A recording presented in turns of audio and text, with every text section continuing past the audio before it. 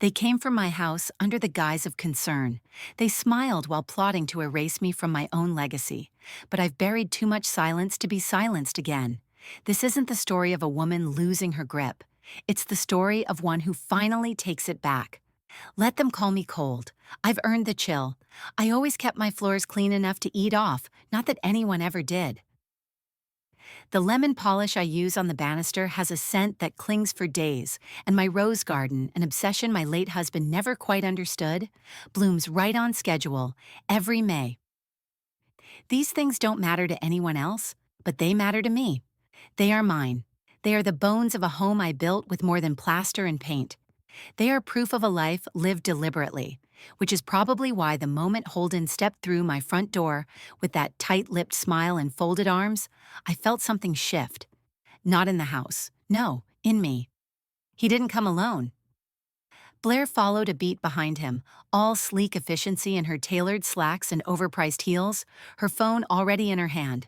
She barely glanced at the foyer before murmuring, "Same wallpaper?" As if the floral pattern offended her personally. And then came Tessa.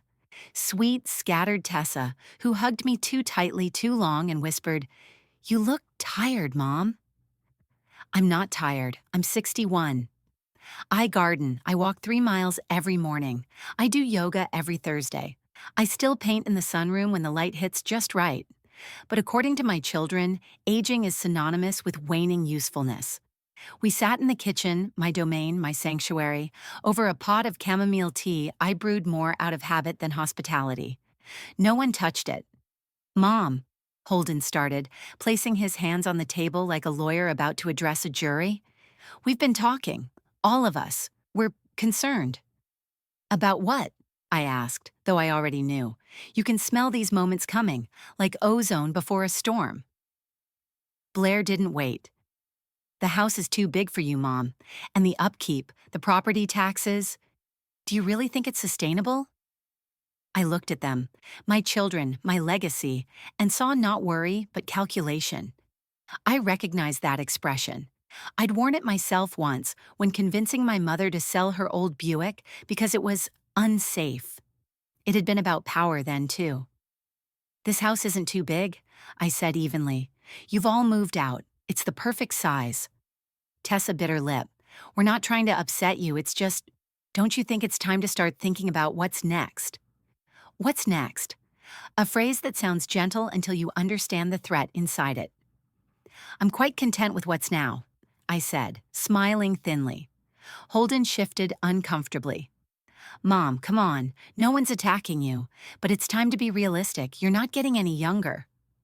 There it was, the line they'd rehearsed in one of their sibling group texts, probably the same chat where they complained about my eccentricities and resistance to change. "You've all certainly come to a unified conclusion," I said, stirring my untouched tea. "Did you hold a summit?" Tessa laughed weakly. Blair did not. "We're just trying to help." Help. That word, weaponized under the guise of care. I'd heard it from Jonathan too often when he wanted something disguised as generosity. "We think downsizing would be the smart choice," Holden continued, oblivious. "There's a new development near Blair's place. Single-story modern layouts. Excellent HOA. They even shovel snow." "Imagine," Blair added, "how much simpler things would be." They weren't just talking about the house. I felt my stomach coil, the tea churning even though I hadn't taken a sip. For a moment, I saw myself through their eyes, a fragile woman in a big, empty house with too many rooms and too much memory. A burden waiting to collapse. But that wasn't the truth. The truth was that this house had held my grief when Jonathan died, contained my joy when Tessa graduated college, absorbed my silence when Blair got divorced, but didn't tell me until the papers were signed. This house was the one place I had never been edited or diminished. It was mine because I had made it so. And now they wanted to strip it from me, casually, politely. I smiled at them again, slowly this time.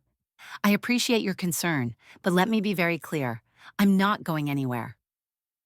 There was a beat of silence. Then Holden leaned forward, lowering his voice as if he were offering a blessing. "You have to think long-term, Mom. The trust. Dad left it to you, sure, but we all know it's meant to support the family. Eventually, there it was, the slip, the buried intention now unearthed like a weed. Eventually, I repeated. So what, exactly, is the timeline I should be on? Tessa flinched. Blair pressed her lips together in a sharp line. Holden cleared his throat. Mom, please don't twist this. We just want to make sure the trust stays secure, for everyone. You can't manage all this forever. I stood then, slowly, deliberately, letting the chair scrape the floor like a punctuation mark. Thank you for your opinions, I said. Now if you'll excuse me, I need to finish pruning the roses before the sun sets. Blair opened her mouth. I raised a hand. I said I was done. They left not long after, deflated, tense. Holden tried to hug me at the door. I let him. His arms felt stiff, controlled, like the embrace of a man performing affection. Once the door closed behind them, I leaned against it. My breath trembled in my chest like a bird trying to escape a cage. I didn't cry. I didn't scream. I just stood there and remembered all the times I'd made excuses for them. How I smoothed their fights, covered their failures, bore the brunt of their moods. I remembered the nights I stayed up worrying about them, the mornings I spent packing lunches, the years I poured into raising 3 people who now saw me as an obstacle. I walked through the house, touching the backs of chairs, the mantel, the edge of the kitchen counter, like taking inventory. These were not just objects. They were artifacts of a life, of my life. I sat on the sunroom bench and stared out at the garden, where the light was beginning to slant just so. It was still my house, still my name on the deed, still my decision to make. But something had shifted. This wasn't just about the house. It never had been. It was about who gets to decide when I'm done. And I wasn't done, not even close. There's something about hindsight that feels cruel. It doesn't come to you all at once, like a slap or a scream. It's slower, like the slow sting of air over a paper cut you didn't know you had. The morning after the downsizing discussion, I couldn't stop thinking about the tone. Not the words, they'd chosen those carefully, but the tone, that gentle condescension tucked behind every sentence, the kind that sounds like kindness until you listen harder. I sat at the kitchen table, same spot as yesterday, and opened my laptop.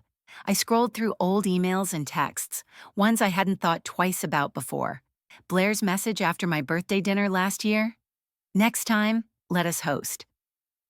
That drive to your place is getting long for you. Holden's casual check-ins. Everything working okay at the house? You know, the plumbing, the locks? Even Tessa, always the tender one, had started suggesting I let someone else handle things more often. One by one, they piled up. Offhand comments, each one a thread, and now pulled together, they formed something darker. A narrative they had been building behind my back, that I was slipping, fading, becoming busting, inconvenient. That same day, I overheard Holden on the phone. He didn't know I'd come in from the garden. I stopped just outside the hallway when I heard his voice drifting from the guest bedroom. She's stubborn, yeah, but once we get her out of that house, we'll have more oversight. The trust's not going anywhere, legally, but I can help manage it. It's not like she's going to be around forever. I stood still, cold, not like she's going to be around forever. That sentence didn't feel like a plan. It felt like a forecast, like he was already writing the obituary of my autonomy. I backed away before I could hear more. The clink of the pruning shears in my pocket sounded impossibly loud as I dropped them into the sink and turned on the water, pretending I hadn't heard a thing. That night, we had dinner. It was supposed to be casual. Blair brought wine, expensive and dry, with a label that screamed presentation over substance. Tessa brought some vegan dish no one liked but everyone praised. Holden arrived late but kissed my cheek like a dutiful son. We sat around the dining table, the same one where we'd once laughed over spilled milk and crayon drawings, and now exchanged barbed sentences with smiling mouths. I knew what to listen for now. So, Mom, Blair began, swirling her wine, did you give any thought to that property I sent you? The one with the concierge and on-site nurse access? It looked very sterile, I replied, watching her face carefully. She blinked. It's efficient, safe. You wouldn't have to lift a finger. I rather like lifting fingers, I said. Keeps the arthritis at bay. Holden chuckled tightly. You've always been stubborn, but we've got to be realistic. There's that word again, I said. Is it in a script somewhere? They exchanged a look, brief but unmistakable. Tessa focused on her food. It's just that Dad would have wanted. Blair started. I put my fork down. Let's talk about Dad then. They froze. The trust, I said slowly, was written entirely in my name. Your father, brilliant as he was in design, was even more exacting in legal matters. He gave me control because he trusted me. Not because I'm old, not because I'm fragile, but because I've been the one who held this family together for 40 years. Holden exhaled audibly. We're not trying to take anything from you. But you are trying to get ahead of the transition, I said, voice steady. Before I'm even dead. A long silence followed. Then Blair leaned in. We just don't want there to be chaos later. We're thinking ahead. And I'm thinking now, I said, which is still my right. Their smiles faded. The civility cracked. Blair's voice lost its softness. You're being irrational. Because I don't want to be escorted out of my life like a guest who's overstayed her welcome? Holden pushed his plate back. No one's kicking you out. We're just, hell, Mom, look at this house. You're living in a museum. And you're already eyeing it like it's a prize, I said, like I'm just the caretaker until it's finally yours. Another silence. Longer this time. Tessa looked down. Even she didn't defend me. That's when I decided. I had hidden my old iPhone under the table, recording the whole thing. I hadn't known what they'd say, not exactly, but something in me had suspected. After Holden's phone call, I needed proof, and now I had it. After dinner, when they all left, I didn't clean up. I just stood at the kitchen counter, holding that old phone, listening back to their voices. I listened twice. Then I sent the file to my attorney, Lorraine Madsen, a friend, once my husband's colleague, and one of the few people I trust implicitly. The message was simple. Please keep this on file. There may be future actions. I placed the phone in my drawer and stared out at the backyard. The roses were closing up for the night, curling inward, safe in themselves. I thought about the years I'd made myself small for them. How many times I'd said yes when I wanted to scream. How often I'd swallowed my opinions, deferred, allowed myself to become a background character in my own story. But now, I was done shrinking. They wanted to talk about the future? So would I, just not the one they imagined. Before I was their mother, before I was a widow, I was Jonathan's wife. He was a man who moved through rooms like he owned them. Charismatic, sharp-witted, and deeply admired in his field, architectural design. He built homes that made strangers feel safe. People adored him for it. I adored him for it too once. We met in the fall of 1980 at a benefit gala I had no business attending. He was giving a speech on sustainable housing. I was there volunteering, pouring wine, awkward in borrowed heels. But he noticed me, in a room full of people who wouldn't have blinked. Jonathan had a way of making attention feel like approval. For a young woman who had spent her life being told to be quiet, be nice, be helpful, it felt like a spotlight I didn't know I craved. He pursued me with flowers and clever letters. He said I made him feel grounded, that I had an intuitive eye for space, which in retrospect sounds more like a line than a compliment. But I was flattered, grateful, conditioned to believe a man like him noticing a woman like me was a kind of miracle. We married within a year. At first, he invited me to his meetings, even asked my opinion about fabric choices and color palettes. But I soon learned these were not invitations to collaborate. They were performances. If I disagreed with a client or challenged a contractor, his hand would tighten on my arm in subtle warning. Afterward, he'd whisper things like, "You embarrassed me," or "Don't push beyond your lane." So I learned my lane. I became the quiet partner, the elegant wife who smiled at ribbon cuttings and hosted charity luncheons. I handled our household, 3 children, dozens of holiday cards, a relentless rotation of guests. I raised Holden, Blair, and Tessa while Jonathan raised buildings. And through it all, I convinced myself this was what devotion looked like. Delilah never bought into it. We met at a school fundraiser when Holden was in 2nd grade. She was everything I wasn't. Loud, unapologetic, divorced twice and wore it like a badge. She didn't give a damn what people thought, and she called Jonathan's charisma for what it was. A mask. "Handsome man," she once said, watching him from across my kitchen island. But I'd bet my last dollar he expects you to laugh at his jokes even when they're not funny. I laughed, but I didn't deny it. Delilah became my lifeline. When Jonathan criticized the way I handled Tessa's anxiety or dismissed my suggestion to redo the upstairs hallway, I'd call her. When he belittled my hobbies or cut me off mid-sentence in front of guests, she'd pour us wine and say, "You're not crazy. He's just terrified of you realizing how much smarter you are." But even she didn't know everything. There were no bruises, no shouting matches, just an endless erosion of self. A dinner party where I mentioned an idea for a women's shelter design, Jonathan talked over me. A PTA meeting where I volunteered to lead a project, he teased me afterward for being a little too eager. A time I cried in the bathroom for no reason I could explain, staring into the mirror and wondering where I'd gone. He never had to raise his voice to make me feel small.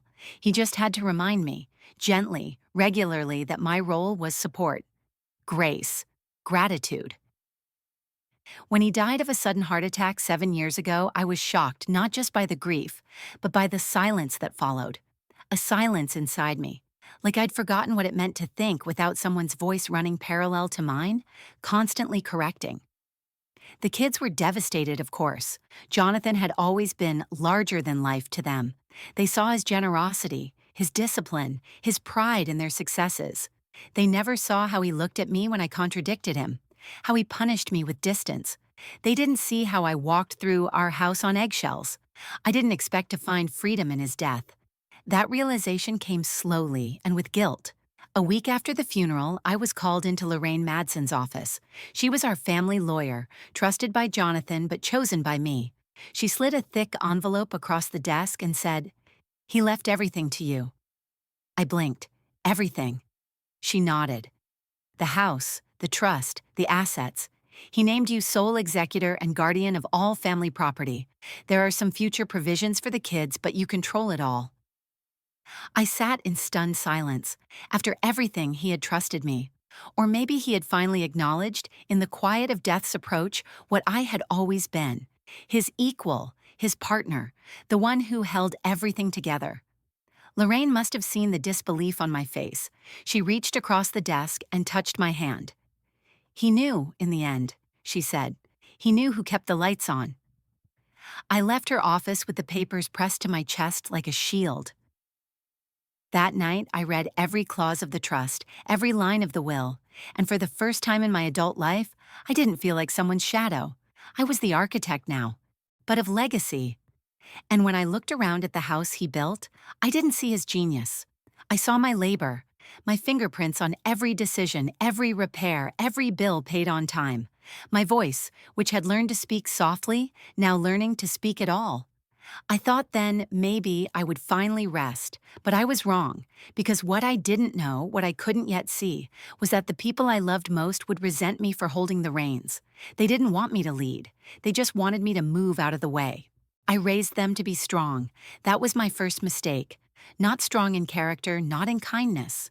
No, I raised them to be resilient in the way Jonathan admired, driven, independent, polished. I mistook ambition for armor. I rewarded silence over sensitivity, and in doing so, I taught them how to perform success, but not how to honor sacrifice. Looking back now, I can't remember the last time one of them asked me about my day. Not really, not beyond the perfunctory. I used to believe that was normal. It wasn't. I remember the first time I missed a medical appointment. It was for a mammogram, rescheduled twice because Blair had a science fair and Holden needed a ride to his internship interview.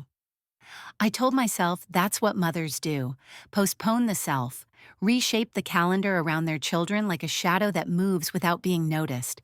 I skipped more than a few checkups over the years, silenced the urge to apply for that teaching position, let my sketchbooks yellow in the closet, gave up pottery, all in the name of peacekeeping, caretaking, motherhood. I used to take pride in it. Now, I see it for what it was, quiet erasure. Each child had their own bedroom, each meticulously designed by me. Jonathan never cared about interiors. Holden's was navy blue with a race car bed he adored until he was 9. Blair's lilac and gold, with built-in shelves for her encyclopedias and spelling bee trophies. Tessa had soft pastels and a ceiling full of glow-in-the-dark stars. I walk through those rooms now and feel only vacancy. Holden smells of dust and books no one touches. Blair's has been converted into a guest room, though no guests come. Tessa's is a half-hearted art space, cluttered with supplies she'll never return for.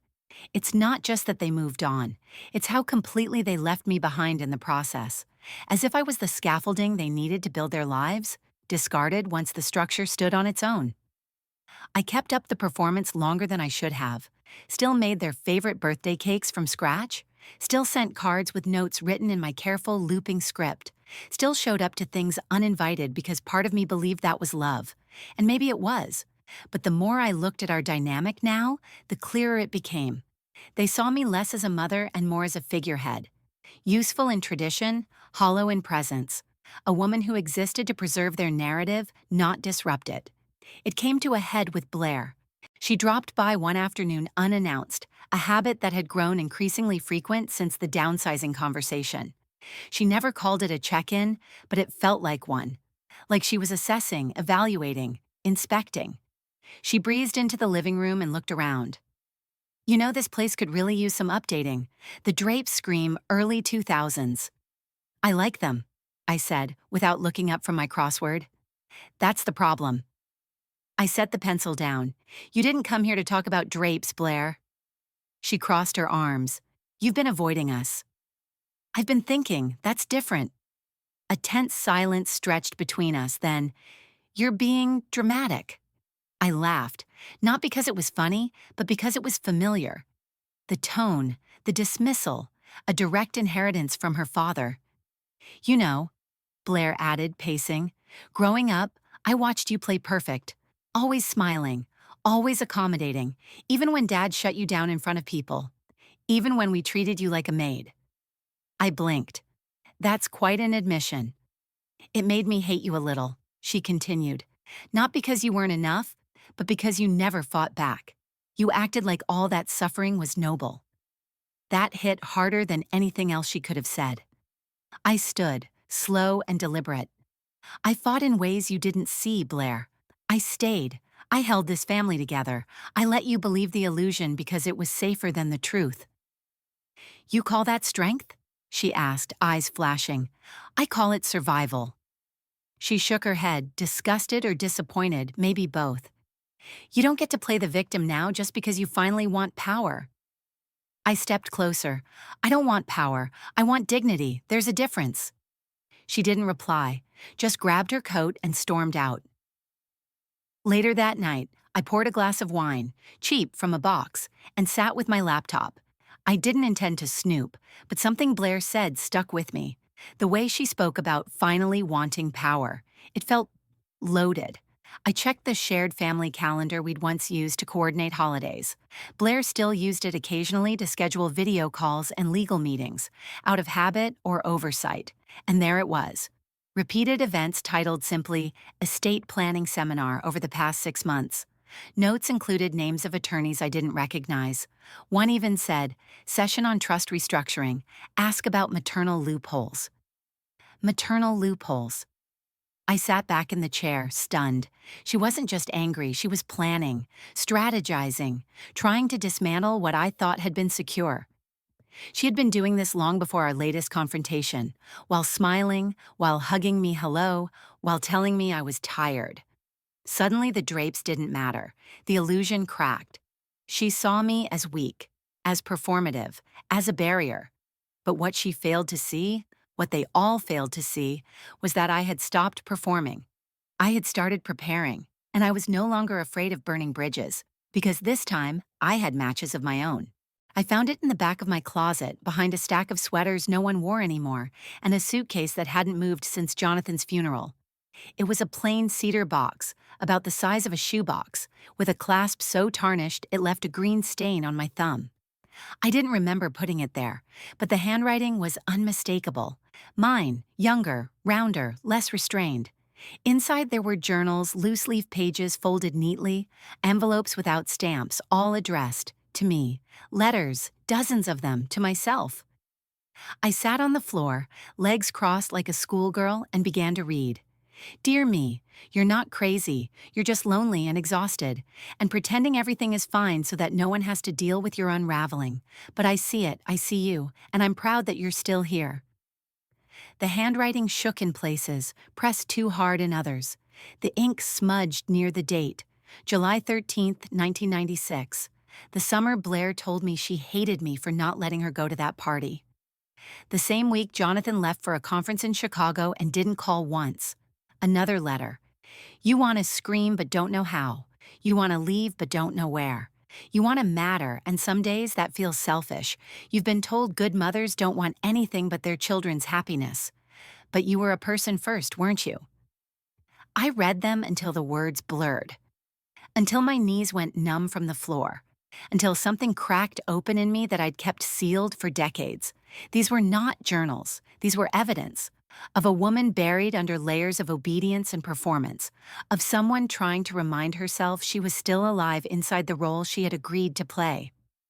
I chose one letter, dated 2003, and read it aloud. My voice broke at first, then steadied. You stood in the mirror today and didn't recognize yourself. Your hair was up, like always. Your blouse ironed, like always. The house was quiet, and you had 30 minutes alone before the next responsibility called. And still, you felt like a guest in your own skin. You thought marriage would shape you. You didn't know it would erase you. As I read, the house shifted around me. I could see myself 20 years ago, standing in the kitchen, making grilled cheese while balancing a PTA checklist. Vacuuming at 10 p.m. so Jonathan wouldn't complain about the dog hair. Rehearsing the perfect holiday dinner introduction to his colleagues, never being introduced myself. I watched these scenes play across my memory like a silent film, my voiceover echoing through the hallways. You are allowed to want more. You are allowed to outgrow your own life. When the letter ended, I sat in silence. Then I stood. I started with the upstairs hallway, the one with the photo wall of perfectly staged family portraits, each one stiff, choreographed, curated. I took them down, one by one, not in anger, in release. In the guest room, I packed away the twin set of beige towels Blair insisted were neutral and elegant. I replaced them with bright blue ones I liked. The sunroom, once my sanctuary, had become a storage space. I cleared it. Boxes, donation piles, outdated decor. I reopened the old armoire, pulled out my sketchbooks, ran my fingers over the pages. Dust danced in the sunlight, and for the first time in years, I let myself breathe like an artist. In the master bedroom, I cleared half the closet. Jonathan sighed. I had kept it mostly untouched out of reverence, I suppose. Or habit. But now I folded his clothes into boxes. I kept only one sweater, the forest green one he wore when we visited Maine in '88. Not because I missed him, but because I missed who I was on that trip. Before the years dimmed my light. Then came the wedding photo.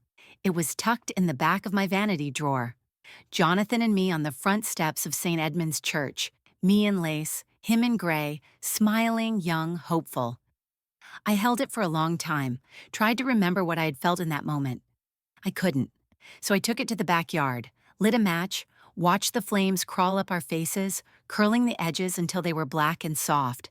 The wind carried the ashes over my rose bushes. It didn't feel like destruction. It felt like exhaling.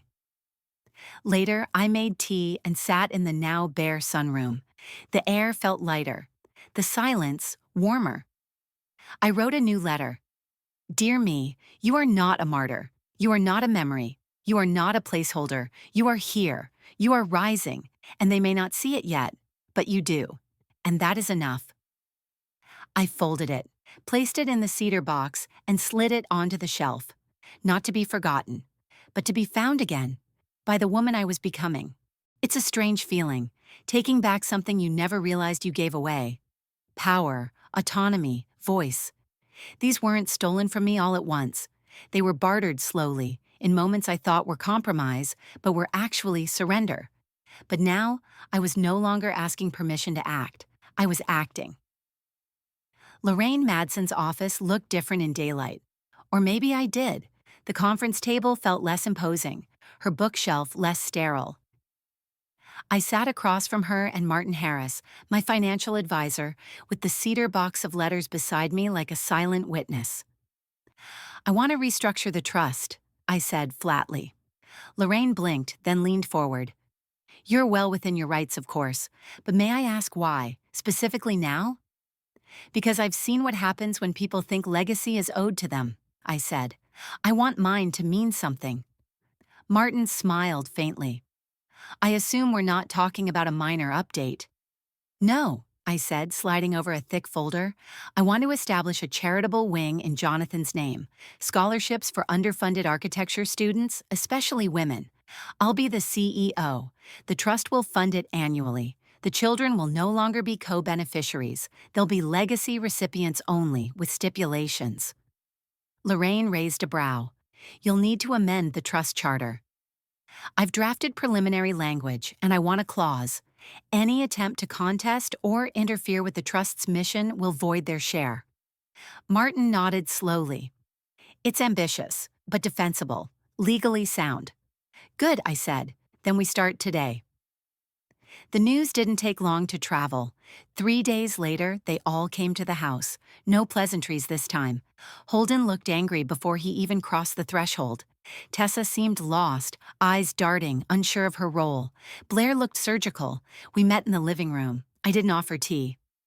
So, Blair said, flipping through the draft Lorraine had sent. You're cutting us out.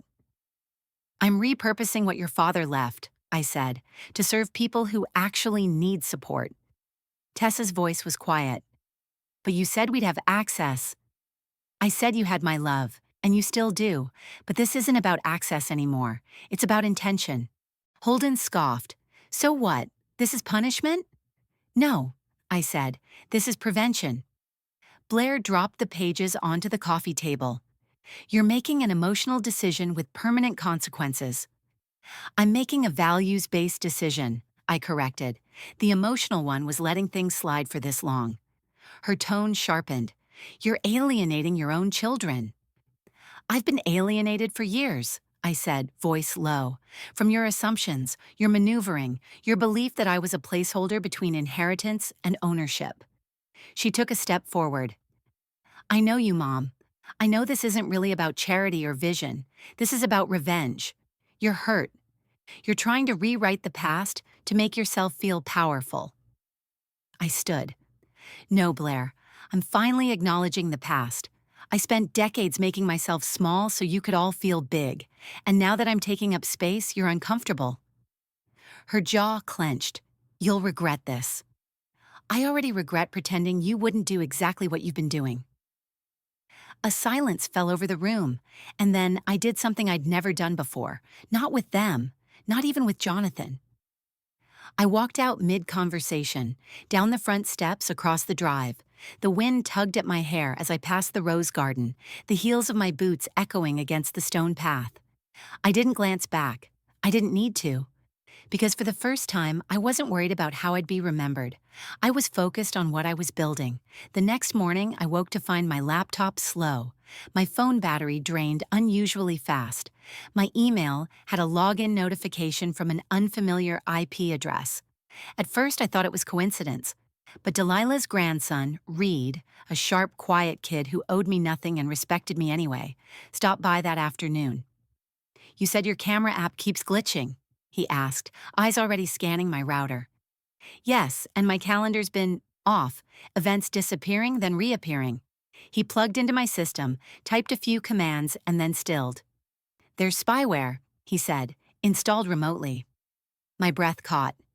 Someone's tracking keystrokes, accessing files, probably syncing your camera and mic, too. I didn't ask who. I already knew, Holden. He'd always been the fixer, the logical one, the one who played chess when the rest of us were still setting up the board. It was the kind of cold precision Jonathan would have admired. But this wasn't strategy. This was betrayal. Reed looked at me, cautious. Do you want me to wipe it? Lock it all down? Yes, I said, and set up alerts. I want to know the moment someone steps where they shouldn't. He nodded. As he worked, I watched the screens flicker. Files closed, connections severed, control reclaimed, and I realized this wasn't just about legacy anymore. This was war, and I wasn't the same woman they underestimated. Not anymore. It started with a feeling, not a hunch, not a theory, just a cold sensation that something was off, that I wasn't alone, even when I was, that the silence of the house didn't feel peaceful anymore. It felt observed. My phone would buzz once, then go dead. My laptop camera's indicator light flickered when I wasn't recording. My calendar reset itself after I added a meeting with Lorraine. My emails had read receipts I hadn't activated. I stopped brushing it off after the third time. The back door alarm disarmed itself without my input. That was when I called Reed again. Delilah answered on the second ring, her voice raspy with morning tea and judgment. "You finally decided to let the boy do a full sweep?" "Yes," I said, "and tell him to bring whatever he needs. I'm done pretending this isn't happening." Reed arrived that afternoon. Quiet as always, polite in a way Holden never managed to be. His eyes scanned the room before his fingers even touched the keyboard. He was in my system less than 10 minutes before he found it again. "They've upgraded it," he said softly. "Whoever it is, he's added remote access to your phone mic, laptop cam, calendar, and he's been syncing with your iCloud backup." My mouth went dry. "How long?" "Probably since the last update, a few weeks minimum." My home, my sanctuary, was now a stage. Every sigh, every tear, every private thought whispered out loud while I cooked or gardened or stared at my reflection in the mirror had been stolen. By my son. Reed didn't say it. He didn't have to. The coding signature he showed me matched the metadata on the document Holden had emailed me about our family's trust revisions a month earlier. An oversight he hadn't anticipated. I stared at the screen, heart pounding against my ribs like it wanted out. He hadn't just violated my privacy. He had made me the subject of surveillance, the target of a quiet, calculated campaign to discredit me, or worse, to control me. That night, I couldn't sleep. I stared at the ceiling, watching shadows crawl across the beams. I kept thinking, if he's listening, he already knows I'm scared. If he's watching, he knows I haven't cried. But I did. Around 4 a.m., when the birds were still silent and the sky was gunmetal gray. I cried like I hadn't in years, and then I turned on my phone. I opened the front-facing camera and hit record. "My name is Evelyn Hart," I began, "and this is what it looks like when you find out your own children don't see you as human anymore."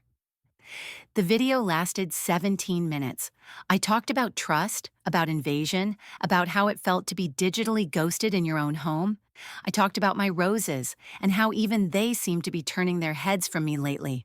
It wasn't polished. It wasn't meant for anyone else's eyes, but it was mine.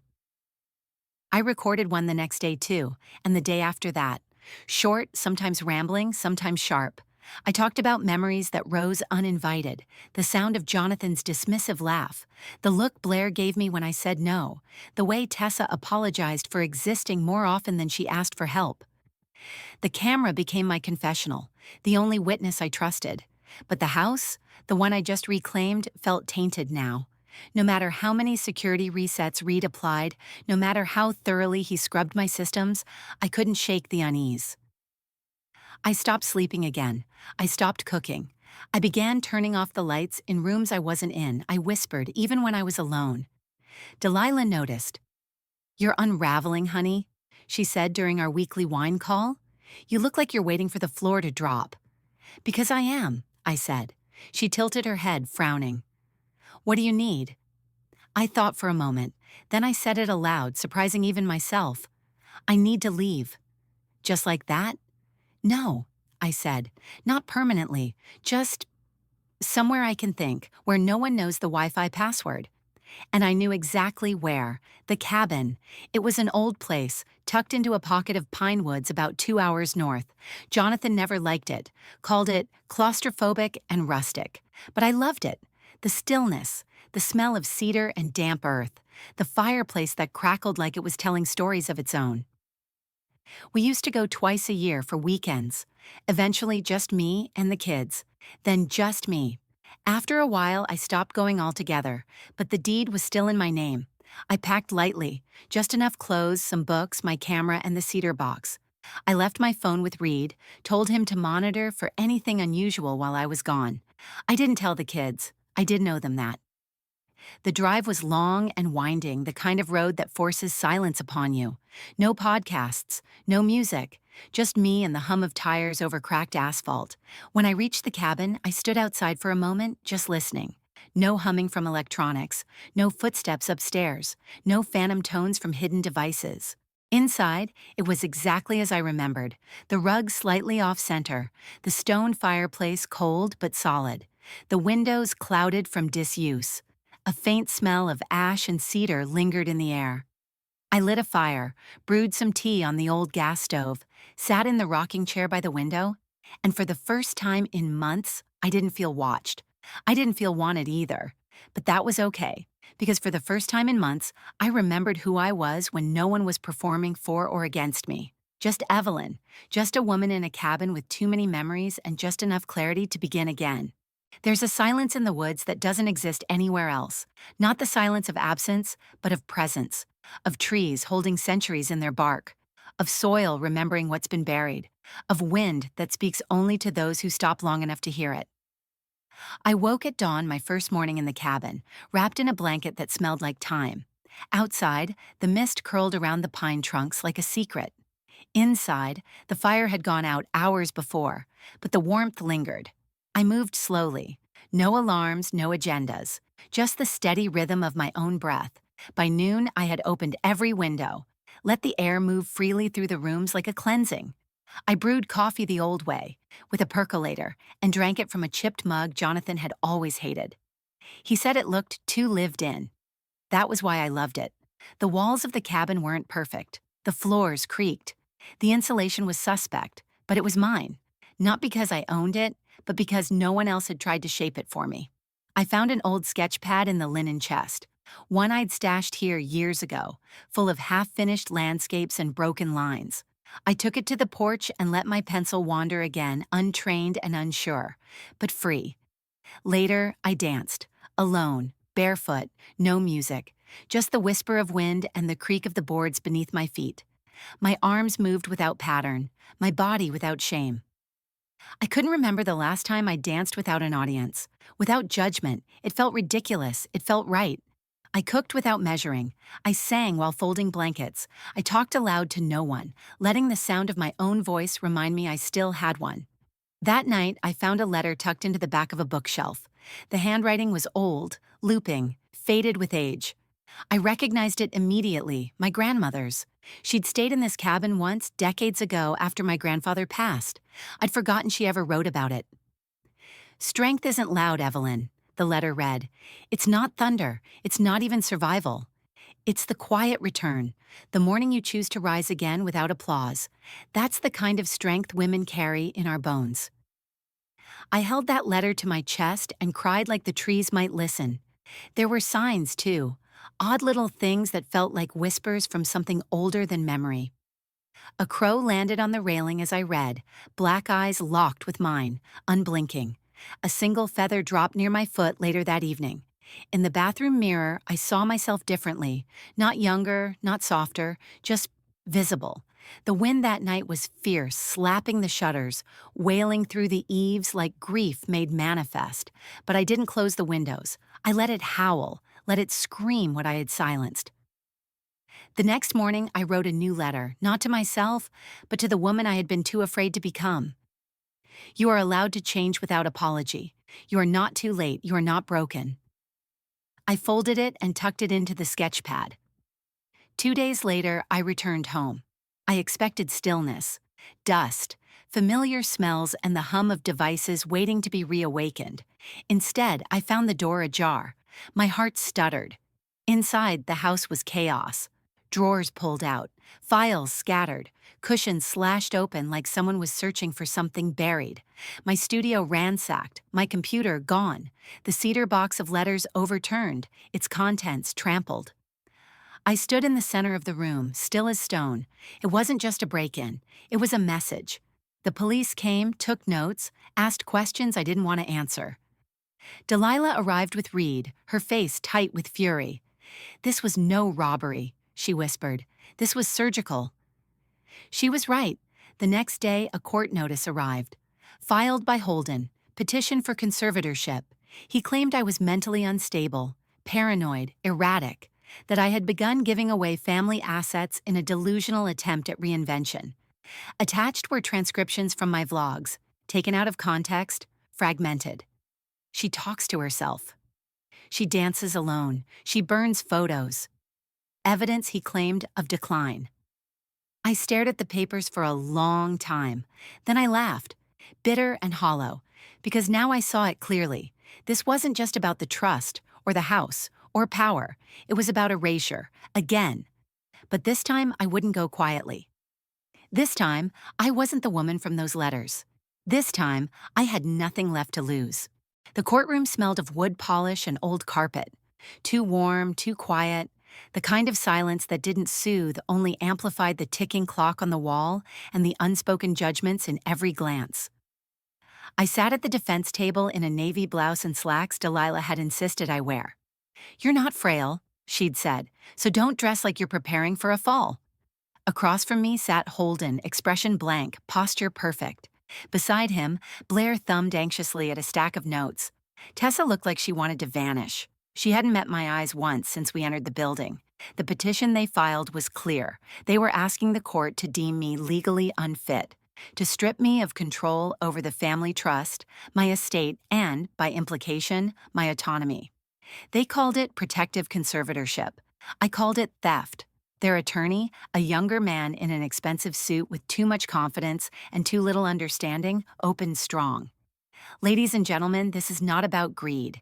It's about concern, about a woman we all love who is unraveling in front of us." I didn't flinch.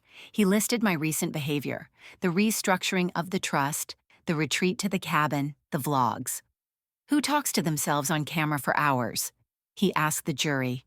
"Who isolates from everyone who loves them and believes they're being watched? Paranoia, delusion. These are not the hallmarks of a stable mind." Blair was the first to testify. She wore soft colors, understated jewelry. Her voice wavered at just the right frequency to invite pity. "My mother, she was always strong," she began, eyes glistening. "But something's changed. She's obsessed with control. She won't let us help her. She sees betrayal in everything we do." She paused, sniffled.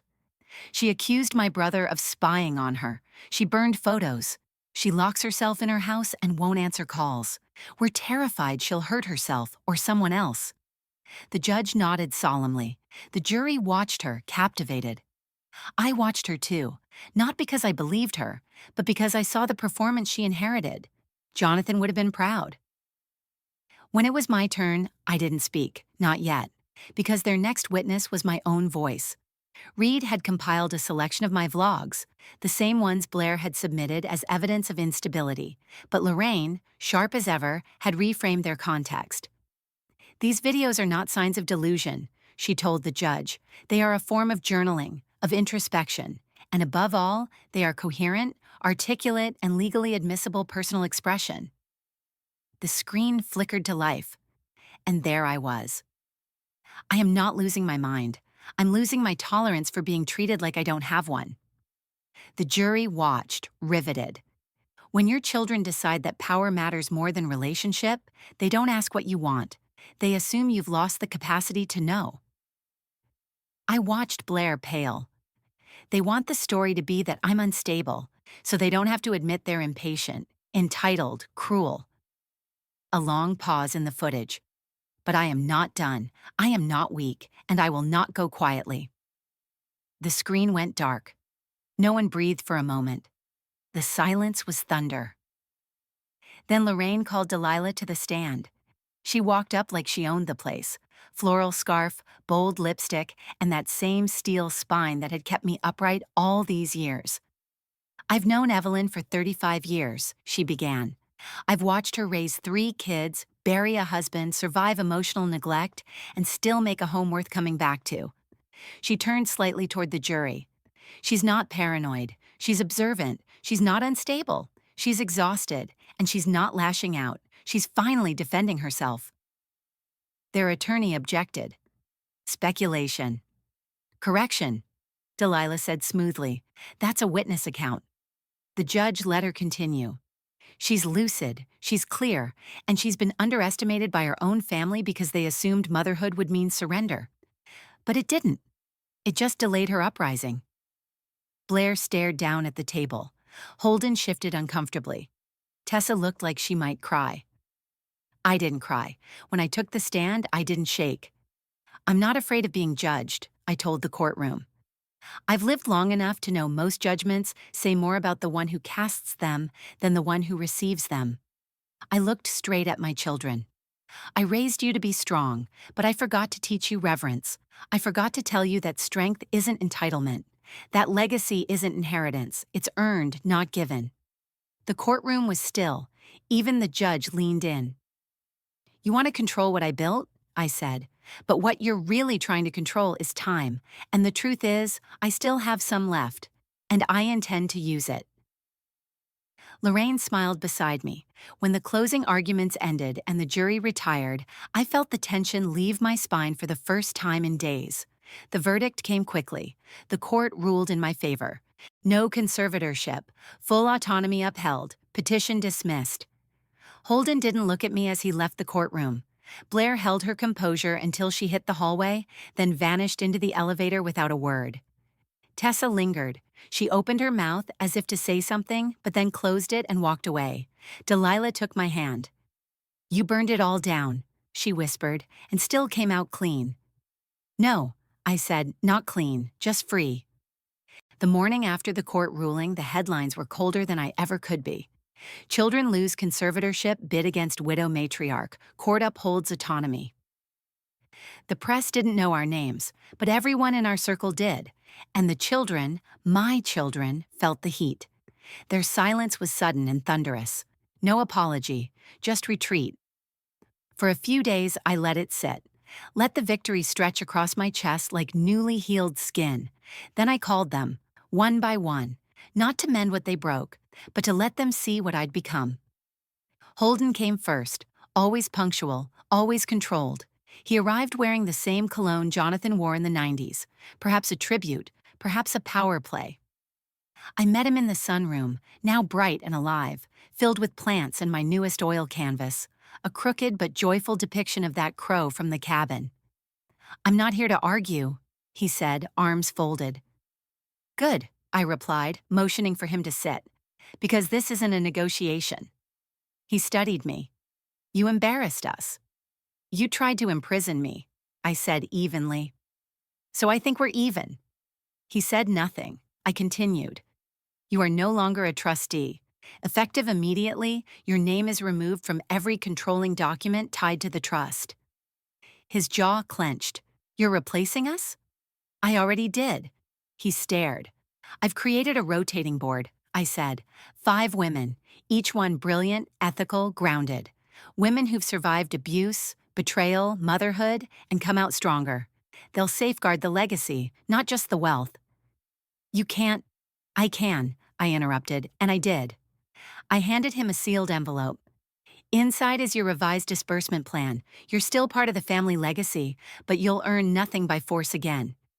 He took it, expression unreadable. Then he stood. Before he could leave, I said, I hope you learn from this, Holden. I hope one day you understand how hard it was to still leave you something. He walked out without another word. Next was Tessa. She arrived small, hunched, her sweater sleeves stretched over her hands like armor. I didn't know what to do, she whispered. That's part of the problem, I replied. You didn't ask. She wept quickly, silently, her shoulders shaking. I loved you. I still do. I know, I said, but love without defense is just silence. She nodded. I'm not cutting you out, I told her, but you're no longer in charge of anything. She flinched. Okay. You'll have a stipend, a trust for your art school, should you choose to go back. But this time, no strings, and no access to decisions that aren't yours. Tessa reached out, grasped my hand. I want to be better. Then be. It was the most honest exchange we'd had in years. Then came Blair. She entered like a ghost, too composed, too empty. I assume you're here to gloat, she said, dropping her purse beside the couch. No, I said, I don't need to. Her eyes were daggers. So what is this, the maternal curtain call? This is me drawing the final line, I said. She smirked. Let me guess, I'm out too? Yes, but not just because of the lawsuit. I handed her another envelope, heavier than Holden's, thicker. She opened it and her face drained. These are financial records, internal documents from your firm, paper trails, offshore account transfers. Her mouth opened, closed. You embezzled. Not a lot. Not enough to warrant jail yet, but enough that you'd lose your license, your title, your reputation. She looked up. You hacked me? I hired someone who knew where to look. You said nothing in court. Because I don't fight like you, I said. I wait. She swallowed hard. What do you want? Nothing, I said. You'll keep your job for now, but you'll know I could end it, and you'll live with the knowledge that you taught your mother how to weaponize silence. She stared at me, fury tempered by a rare flicker of fear. You'd really do it? I already did, I said, calm as glass. I leaked it, anonymously, to your ethics board, no signature, just facts. They'll contact you soon. Her fingers trembled as she reached for her purse. Let them call me cold, I said. It's warmer than being invisible. She left. I didn't watch her go. Instead, I walked to the study. The trust documents, old and new, sat in a leather case atop my desk. I picked them up, walked to the new wall safe Delilah helped me install behind the bookshelf. Inside, I placed them gently. Alongside them, a copy of my will, a small photograph of me at 22, holding Holden, and my grandmother's letter. I closed the safe, locked it, stepped back. Not with sorrow, but with clarity. This wasn't revenge. It was reclamation. Of history, of narrative, of self. Let them say I turned cold. They'll never understand how much heat it takes to survive. 1 year later, I unlocked the front doors of a building I once swore I'd never enter again.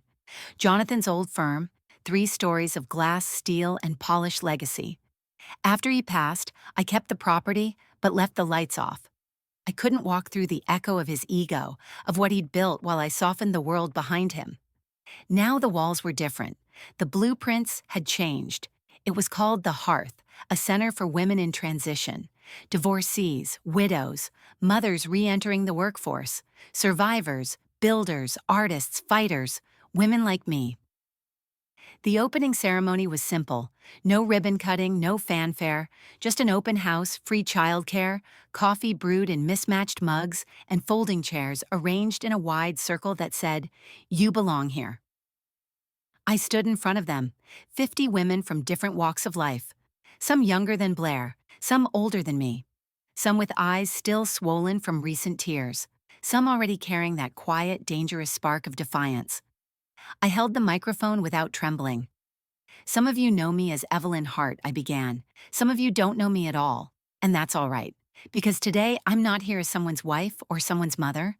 I'm here as someone who remembers what it feels like to be erased. A pause. Then, I built a life for everyone but me, and I wore that life like a second skin. But skin that doesn't breathe? Cracks, breaks, scars. There were nods, closed eyes, the sound of someone exhaling as if they'd been holding it for years. We don't gather today in bitterness, we gather in reclamation. This space, these walls, were once built to house power that excluded us. Now they'll shelter stories that heal us. Applause, soft at first, then rising like a tide. Reed stood near the back, leaning against the soundboard he'd installed. He looked older, taller, more certain of his place in the world. He had become the spine of the center's digital backbone, network security, cameras, encrypted record-keeping. I trusted him more than I ever trusted my own blood. He smiled at me then, proud but never possessive. He didn't call me ma'am, he called me Evelyn.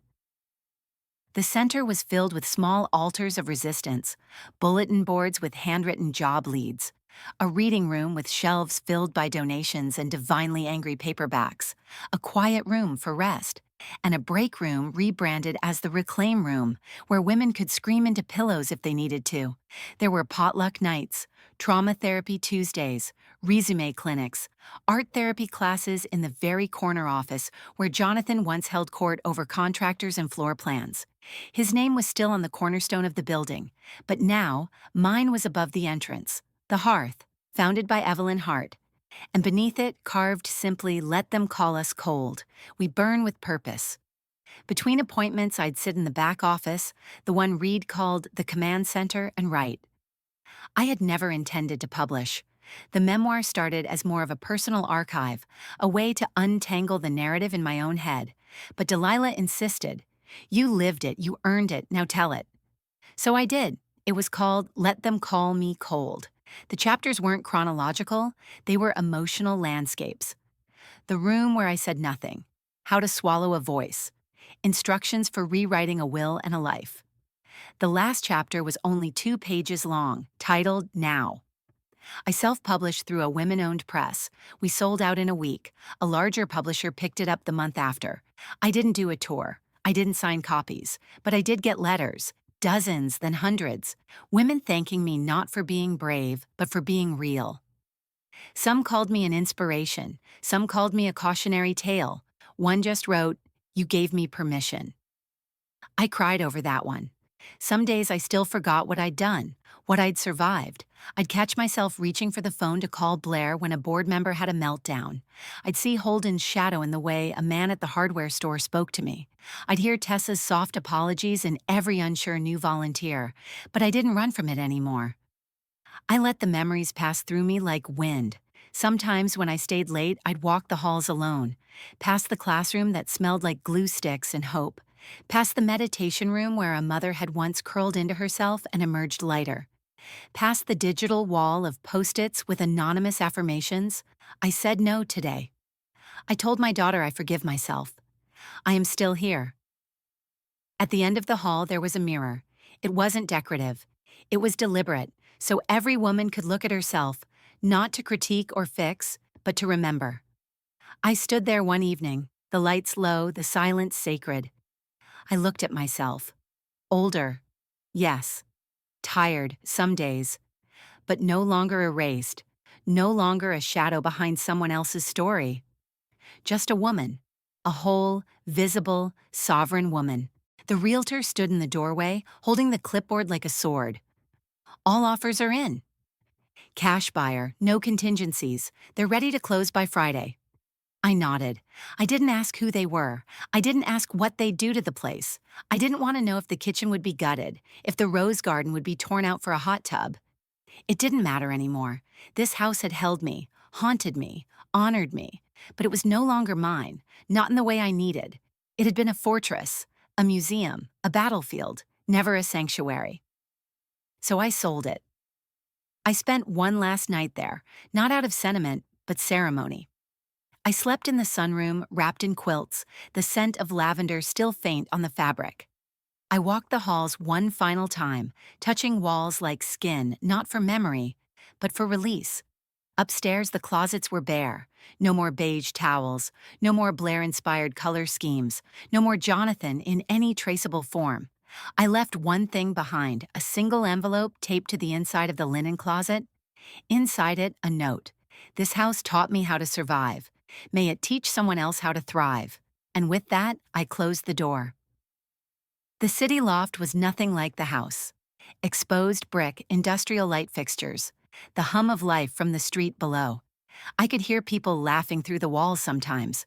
College students, jazz musicians, a florist who sang in French while arranging dahlias on her balcony. It was chaos. It was perfect. I had one bedroom, a wall of books, a small kitchen with open shelving, plants draped across every window like green applause. I painted again, messy, vibrant pieces that didn't ask for permission to take up space. And people came. Delilah, of course, weekly wine and gossip in tow. Reed, who now taught basic coding classes at the hearth, often dropped off homemade sourdough and stayed to debate documentary lighting. There were others, writers, educators, activists, women who knew what it meant to start over. We hosted dinners where no one apologized for talking too much. We toasted with cheap champagne and laughed until the neighbors knocked twice on the ceiling. I lived, not quietly, not cautiously, but fully, And when the memoir was finally printed, when the first box of hardcovers arrived at the loft, I sat at my desk and held one in my lap like it was a child I never got to name until now. Let Them Call Me Cold by Evelyn Hart. On the first page, no dedication, just a sentence. For anyone who was ever told to be quiet. I didn't plan to read from it that night, but the others insisted. So I stood, wine in hand, circle of friends around me, and opened the book. My name is Evelyn Hart. For most of my life, I was called a wife, a mother, a widow, but none of those titles ever told the full story. I paused. They leaned in. I was never fragile. I was careful. I was never cruel. I was surviving, and I was never cold. I was conditioning myself to not need warmth from people who rationed it. I looked up at them, all of them, alive, listening. I didn't lose my mind. I found my edge. I closed the book, but not the moment. I raised my glass. To space, I said, to voice. To choosing the door instead of the cage. They echoed it back. We clinked glasses. Music swelled from someone's playlist, Aretha or maybe Nina. A piano riff I didn't recognize but somehow already loved. I stepped out onto the balcony, city lights shimmering like a constellation of second chances, and I said it to no one in particular, to the wind, to the night, to the woman I had become. I didn't downsize my life. I smiled. I reclaimed it. If this story made you shift in your seat, good. Growth begins in discomfort. If it reminded you of a silence you've swallowed too long, you're not alone. We're building a space for the ones they underestimated, dismissed, or called too much. Not a following, a reckoning. And you've already taken the first step by listening.